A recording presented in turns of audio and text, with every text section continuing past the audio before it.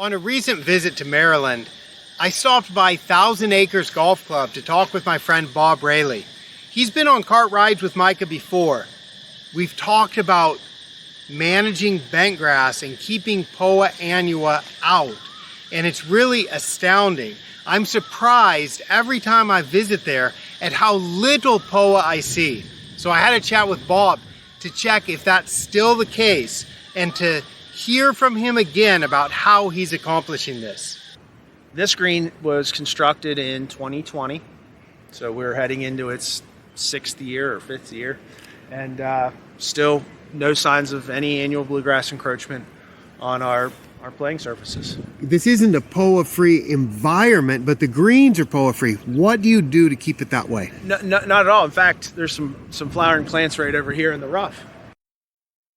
Well, Micah, we've been talking about this for years. I did my graduate research project on phosphorus, nitrogen and phosphorus interactions and the impact on annual bluegrass encroachment on newly established bentgrass putting greens. I did that work at Penn State in the early 2000s, and what we were able to show was,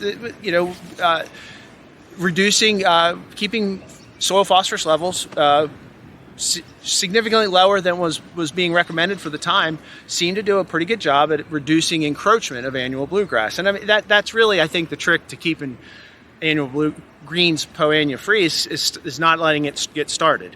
So what I believe, what my research showed, and what we've been doing here now for a number of years is minimizing the potential for the plant to establish. So we keep the phosphorus levels particularly low, and the plants don't ever get a chance to establish themselves, and we stay clean.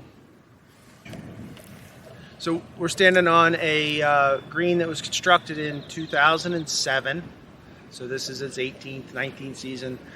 These are A1, A4 greens, USDA spec construction. So we're looking at greens of that age that are Poa, for the most part, Poa free. Sure, we just happened to come across a little spot of a plant over there, but I don't think there's any more on this green. At least I couldn't see any, and that seems to be pretty standard for us. Yeah, and again, same conversation we've had on previous greens and in previous conversations over the years. Minimal phosphorus applications. Most years, no phosphorus applications. The last few years, last year, our soil phosphorus level, Mehlich-3 phosphorus levels dropped into single digits, a little lower than we were comfortable with, and I think we even started to see some turf response or lack of turf response that prompted a MAP application last fall. So we did do a phosphorus application, but we're still, we've got soil test backs today, and we're still in the single digits in soil Mehlich-3. Tell me, that's in parts per million. Parts per million. And tell me again your criterion for making a phosphorus application. Can you go into that just a little bit more? Yeah, it's going to be turf response, visual response. So the soil test results are handy, and they're part of the story. But consistently, we've been managing these at a soil phosphorus level, Mehlich-3 phosphorus level on soil test results that are way below any recommendation. Anybody that saw those levels would suggest we make an application. So we can't use simply that tool because we would have, in my estimation, over applied over the years. So that's one of the tools that we use. We also obviously do soil or tissue testing and make sure we're seeing ample concentrations in the tissue, and then it's a visual analysis, and we started to see some signs of phosphorus deficiency. I think a general lack of loss or impact on turf vigor that we felt warranted to make an application of MAP last fall. Do you guys measure clipping volume?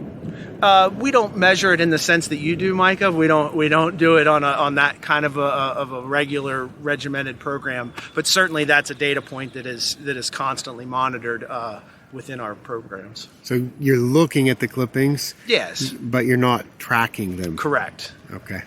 Well, pretty good results. Can't argue with that. Thank you.